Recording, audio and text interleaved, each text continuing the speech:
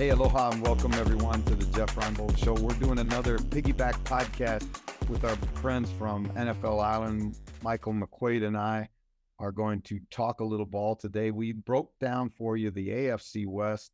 Now we're going to head over to the NFC and look at the NFC East, one of the most historic divisions in football. Some tremendous, much like the AFC West, some tremendous historic rivalries.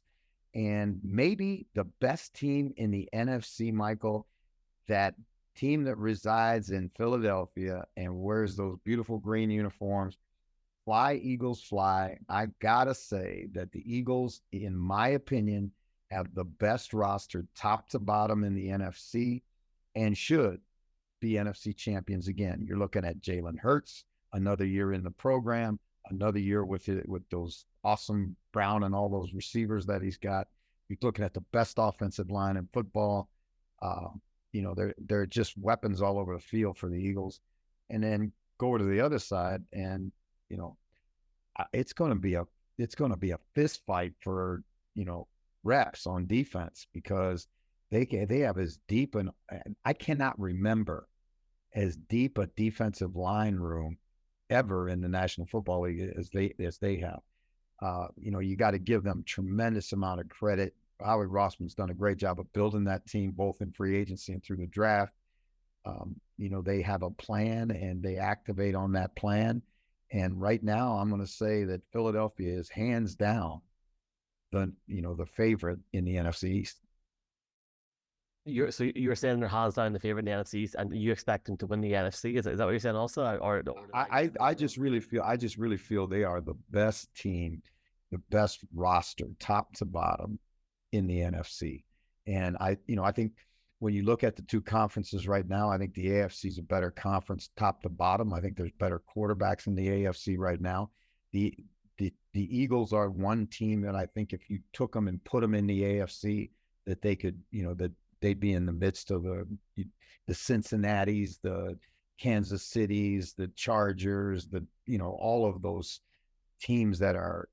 So, I mean, they've got great football teams in that division. And, the Jets, everybody's got high expectations for them. You got the Bills, you got the Dolphins, it's the AFC is loaded. And the only team, in my opinion, that could jump over and play in that, in that pool of sharks is the Philadelphia Eagles. It's funny because we are 12, 13 weeks away from the season starting, and this is our deep dive. And I'm loving what you're saying already, but it's funny because when free agency started, we were just coming off the back of the Eagles getting to the Super Bowl and, frankly, a dominant display in the playoffs. Like, look at what they've done against the Giants. Look at what they've done against the Niners. And look, I don't want to get in trouble here with people. I was sitting in that stadium not that far from the end zone where that flag, and, I fully understand that the player involved said that, there was acting up and stuff, but there were numerous decisions in that game that went against Philadelphia, in my opinion. And I could see exactly why Eagles fans were getting annoyed. But the Chiefs won the game, and the Chiefs are Super Bowl champions, and I have to respect the fact that Mahomes is an absolute unit. But I have to say I agree with you. You bring in Jalen Carter, you bring in Nolan Smith. Ooh. Because it's funny, because they were losing guys like sweets in a candy store in free agency. And everybody started asking, can the Eagles get back to where they are? The reality is they're in a division here where, yes, people expect the Cowboys they can push up. They have to with McCarthy, and we'll talk about him in a minute. I just don't see the Giants replicating last season again, because I think at this point now, they're like you, Jeff, sitting behind all that tape behind you, or all those notes. They have them figured out. And I mean, the Commanders are the Commanders, so I think certainly for the division, absolutely, I think they're miles ahead personally.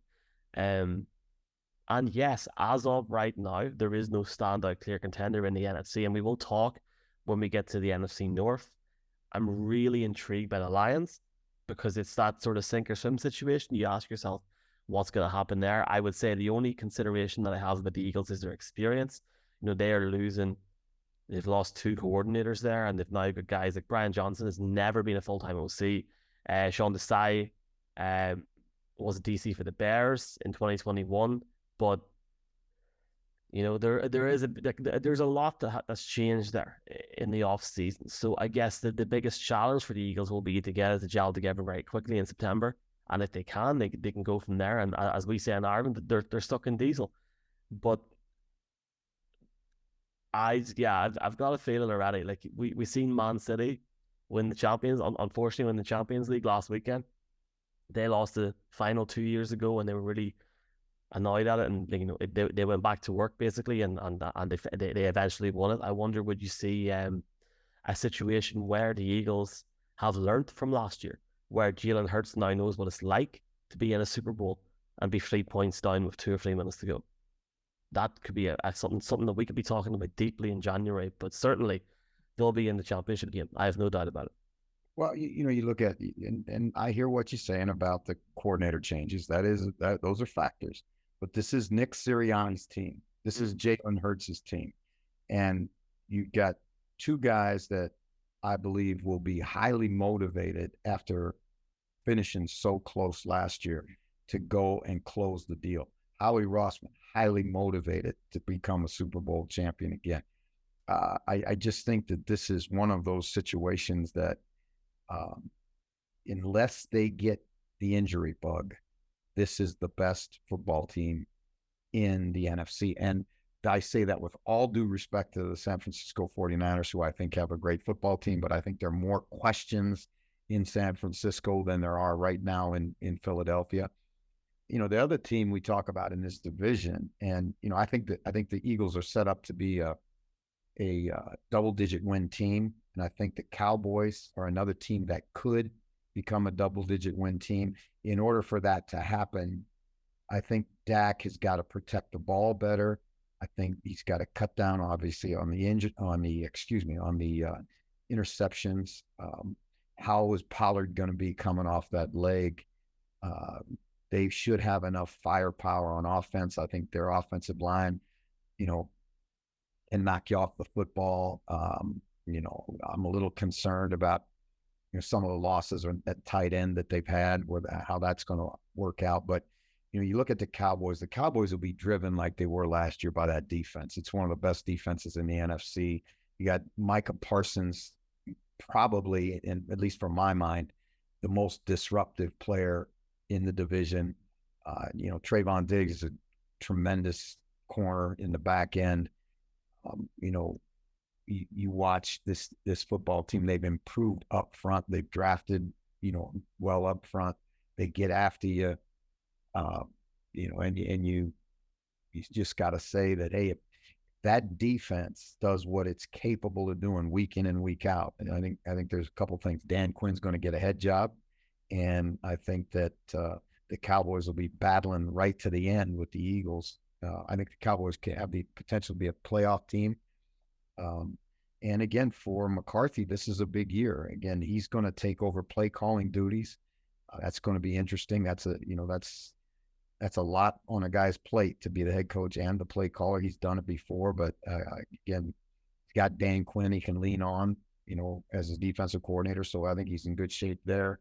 I think the Cowboys are a good football team. I think they're explosive on offense. I think they're nasty on defense. And, if they can, if they can stay healthy and they can stay on track, then, there's a team that will go into late December and, looking for home playoff seeding. And, again, can they win the division? Sure they can, but I think that the Eagles probably are have a better roster top to bottom than the Cowboys do. It's just that elite strength of Jalen Hurts, and the fact that he's that sort of dual threat quarterback as well, just better than Dak Prescott when it comes to it in paper. I mean, look, obviously the Cowboys needed somebody to stop the run, and when you bring in Mazi Smith, that really helps them. But you have to argue, is that loss of Kellen Moore going to be a big factor for them? A big factor for them this season. And I know Mike is taking over the plays, but Brian Schottenheimer, what's that relationship going to be like there? For me, is a big question. You bring in Brandon Cooks, at the time of recording, we don't know what's going to happen with Dalvin Cook. Tony Pollard's the guy. He's not going to the Cowboys. I'm only joking, but would you try and get a very, very cut price deal for Zeke? Make Zeke the RB2 and allow Tony Pollard to be the bell cow and have Zeke in those situations. I think depends on his relationship with Dallas. He's still a free agent at the time of recording. I think that could be the thing that gets him over the edge. Again, the Cowboys need to go on the run. We'll talk about in the Giants in a second. I expect the Giants to take a step down this year, personally. And you would wonder, can the Cowboys benefit from that? If they're in the situation with the East, with 2 to 3 games to go, they've definitely got a chance. I'm just checking as I'm talking right now. The Cowboys have got the Eagles at the start of November and the start of December. If they are still in with a shout for the NFC East at the start of December, Jeff, they can do it. But that's a big, big if. I just have to give it to Dallas that they've continued to have their coach there. Because usually Jerry would just be like, bye-bye, good luck, see you later.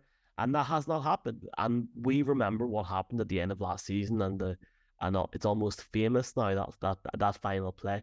McCarthy's job's on the line. You're bang on. Dan Quinn will be out after this year. Or will he be in the head coaching position of the Dallas Cowboys is the question. Jerry's not getting any younger. Jerry wants a ring. Something's got to give. But there's never a dull moment in Dallas, that's for sure. And who do you want to go next? Giants or Commanders? I think we got to talk about the Giants because, here's a team that surprised everybody last year. And Brian Daboll did a fantastic job. Maybe a coach. Incredible job, Jeff. Maybe a coach of the year kind of job. He took a quarterback that a lot of people had a lot of questions about and got him to the playoffs, won a playoff game. Daniel Jones, translated that into a bag full of money. Now, in the Giants' defense, or as if I was a Giants fan, I'd say, listen, we're going to have better skill around Daniel Jones this year than we had last year. If Waller is healthy and motivated, I think that's a huge, huge get for them because there's a guy that can do so many things for you in the pass game. Matchup nightmare, can play in the slot, can play in line, will really, really help that young quarterback. They went out and, improved in the draft. I think their offensive line is still a question mark, but they do have a better offense top to bottom. I think it's going to be really interesting to look at what their defense does in the second year under Wink Martindale.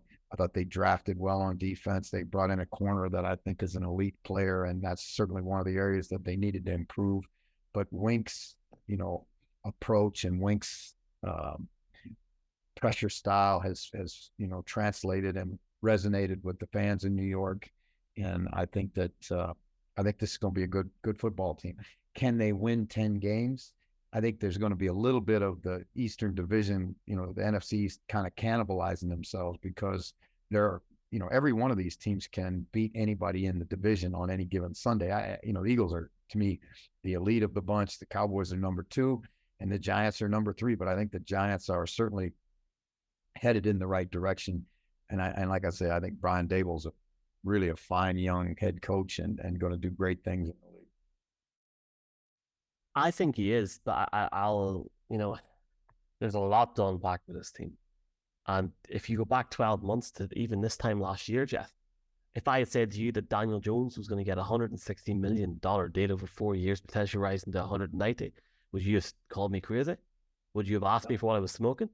No, I would have just said, "Hey, that's the price of admission now when you're talking about quarterbacks." And you got to see. I think it's really important that we sometimes tap the brakes a little bit on what we say about guys, because you saw when he was in the game in Minneapolis in the playoffs.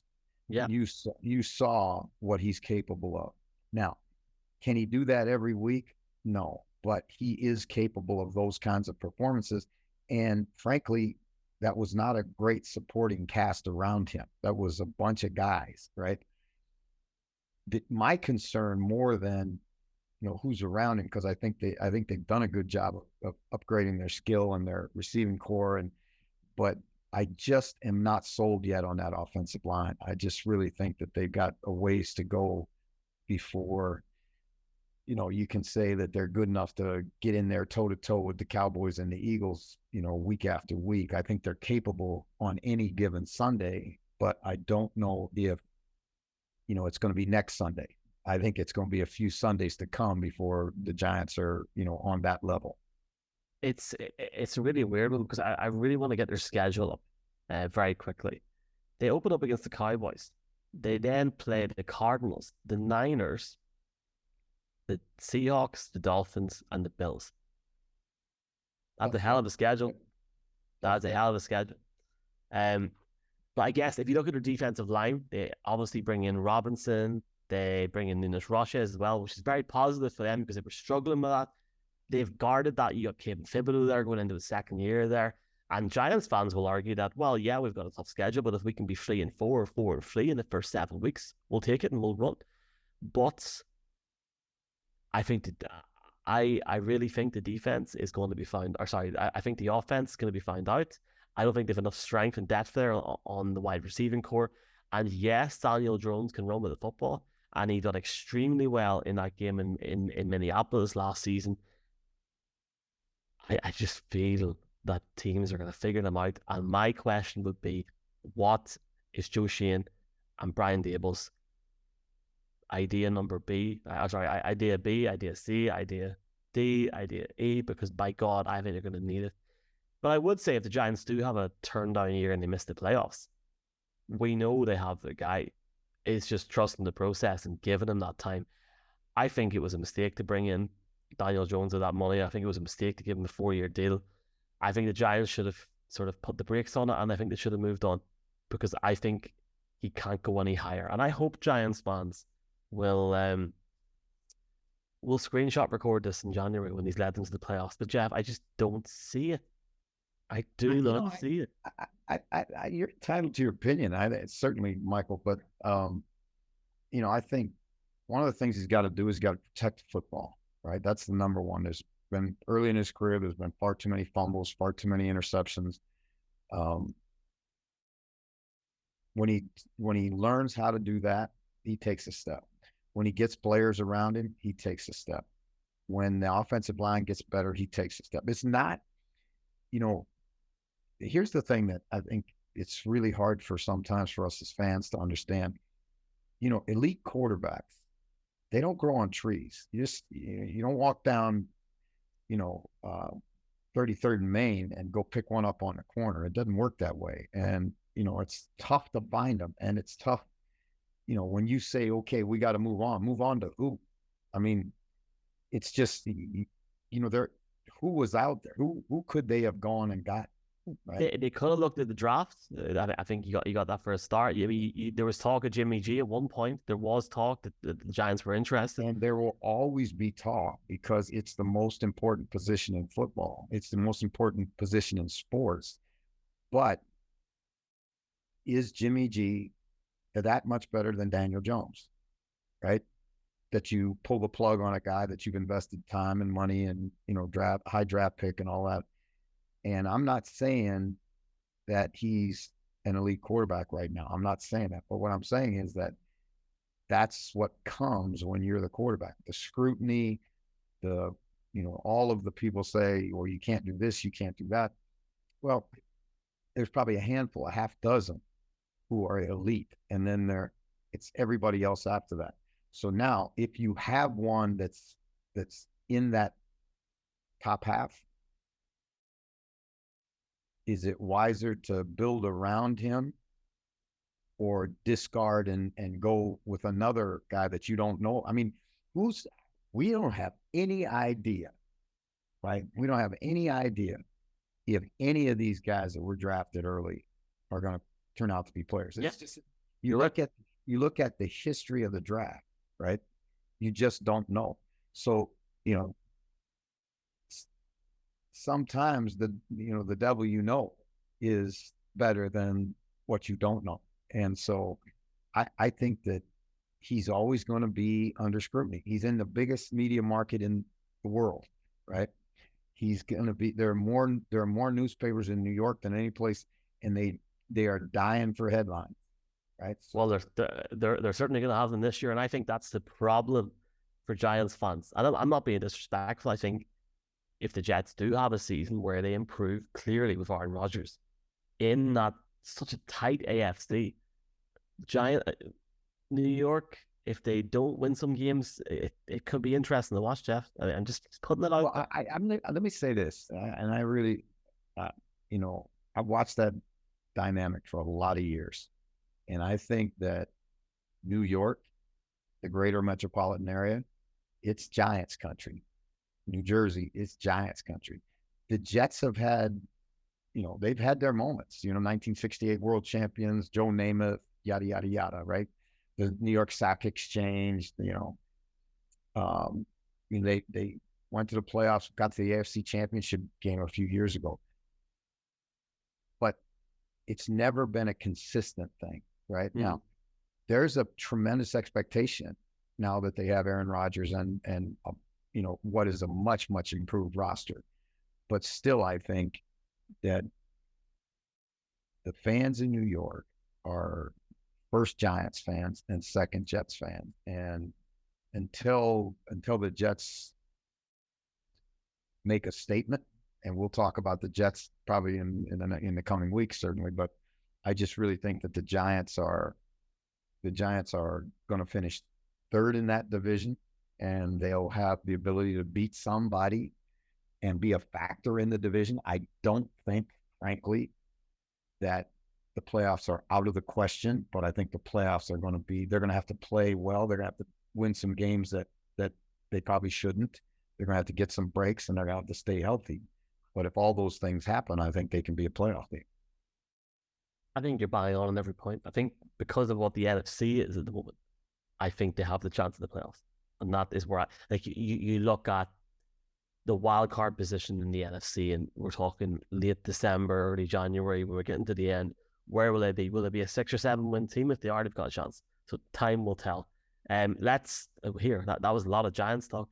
Let's briefly mention the Commanders. What are the Commanders, Jeff? Because as of right now, I just do not know. And I mean, is this sort of team with Ron Rivera that could shock everyone, or am I just having a laugh at this point?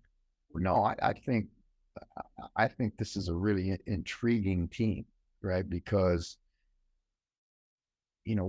what's Sam Howell going to be able to do? That's the biggest thing to me. How much is he going to be able to get done at quarterback? Because they're a lot like a lot of Ron Rivera teams that we've seen in the past. They'll play very well on defense. They'll try and run the ball. He's a little bit of an old school kind of guy. He'd like to win every game 13-10. I think that's his defensive background. I think he's well liked by his players. I think they play extremely hard for him. That is a very, very difficult place. Now, hopefully with new ownership, it'll be a much better place. The thing that amazes me is that I have heard all of this talk all through the offseason about them trying to trade Young. And, here was a kid that was 2 or 3 years ago, everybody was talking about, he was the greatest thing ever. And it seems like whether it's been injury or he's unhappy or whatever, that's why I say this is an intriguing situation. Where are we with ownership? When is the team going to be truly sold? What's that going to do, for the environment in that building? I mean, for Ron Rivera to have done what he's been able to do with that team, going through all of this, the stuff that swirls around that team constantly and has continued to be distractions. In my opinion, he's done a great job. I agree. I think it's similar to the Giants. I mean, I think the Giants are by far a better team here, and there's so many more question marks with Washington, but it's similar to the extent where if they can get a few wins chalked off early in games where they shouldn't win, as you've said, you never know. But I don't see them win any more than 5 games. That's the reality of it. Unless Sam Howell goes out and does something that we just don't expect, there are too many question marks for me, and I think therein lies the problem. You don't have those.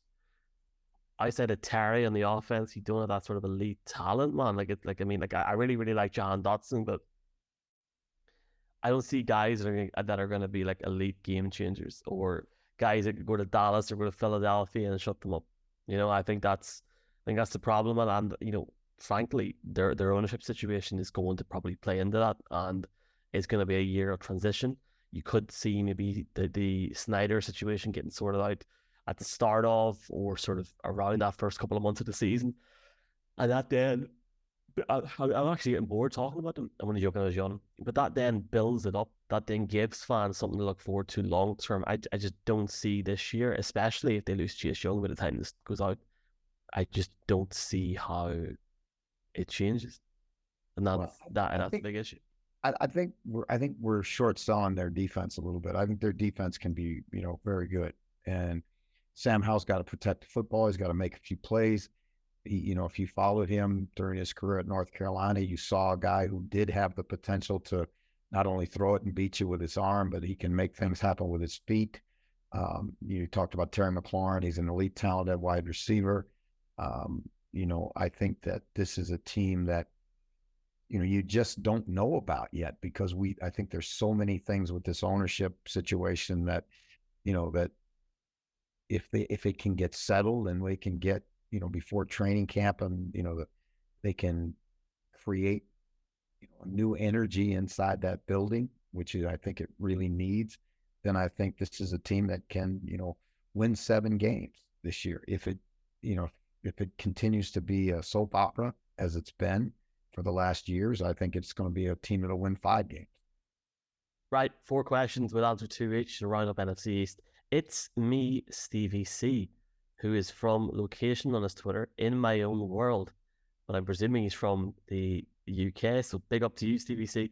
How do you see Sam Howell's season playing out, assuming that the offense stays healthy? That's the $1 million question. If we knew the answer to that question, we'd be going to Vegas right now, Jeff, and not February, no? Well, again, he's a young kid that's got a lot of talent that I think has all of the earmarks of a guy who can play at a high level. How's he going to do? I worry less about how he starts than how, once the film starts to travel around the league and people get a chance to, see him for the second time. And, but, like I said, when he was at North Carolina and you studied his tape, you saw a guy that had all the arm talent you need, accuracy, and had a kind of a highly competitive, tough, make plays with his feet kind of attitude, and certainly elevated everybody around him. So how much of that he'll be able to do with Washington, we'll have to see. But I certainly think he's a step in the right direction. I'll answer this one. Johnny from Northampton, how much of an impact do you think the Eagles rookies can have this year? Unreal. Jalen Carter, Nolan Smith for a start. CFP Sidney Brown. These guys are going to come in and make a difference from day one. They've got the history behind college with Carter and Smith for a start. They have shown previously at that level that they can do it. The step up's going to be interesting, but I think it's day one for them. And I think, as Jeff and myself said earlier on, the Eagles will go far this season again, and those guys will cement themselves naturally into this team. Jeffrey, Tom Clayton, who's a Broncos fan in London. I didn't ask the AFC West question, but I'm sorry, Tom, I'll ask this. Will Pollard be able to carry a full workload as a free down back, or will we see more of Juice Vaughn this season than we think? I mean, do you think Zeke could come back as well? Or? Well, again, I think you mentioned the thing with Zeke. I think that obviously they would like to have him back if they can get him back at the right price, and if they can get him back with the right attitude and accepting of the role that he's probably going to have with this team. I'm really anxious to see how Pollard comes off that leg injury. A running back with a leg injury is always a question. I really like Deuce Vaughn. I think he's a great story. His dad is a scout for the Cowboys, but when you watched him at Kansas State, he's an electric guy. He's small. I should say, let me say it this way. He's short. He's not small, because he's packed together pretty well. And he is electric. He is a guy that can, make you miss and make you pay for it when you miss him, because he's got, the speed to go the distance on you. I think that he will add juice to that offense. I think that the days of the Emmitt Smith kind of back that's going to get 25 or 30 touches a game, I think those days are well past us. I think now it's going to be a lot of, running back by committee. and keep them healthy, and get the guys in that can do certain things. I mean, Pollard is a splasher and a tough physical guy who can run between the tackles and bounce it outside. Deuce Vaughn gives you a guy that can make people miss and has electric speed. I think they do need a big back, a guy that can close out games and a guy that can stand up in pass protection. And those were Zeke's strengths as a player. So if they could get him to come back at the right price and the right attitude, I would say it'd be a win. Absolutely, mate. Thanks for everyone that has took part in questions. People have even mentioned. Thank you all so much. Thanks for everyone continuing to support this RSS feed. That is our deep dive of the NFC East. Who is next week? Well, let's go. I think we need to start heading north, and let's go to the NFC North and the AFC South. Love it. I think you're going to hate me whenever I go through the NFC North next week. Thanks for listening. Search Jeff Reinbold's show on podcast, YouTube. It's on the Pro Football Ireland YouTube channel. This video as well, Jeff. Aloha, my friend. Chat to you soon. Aloha.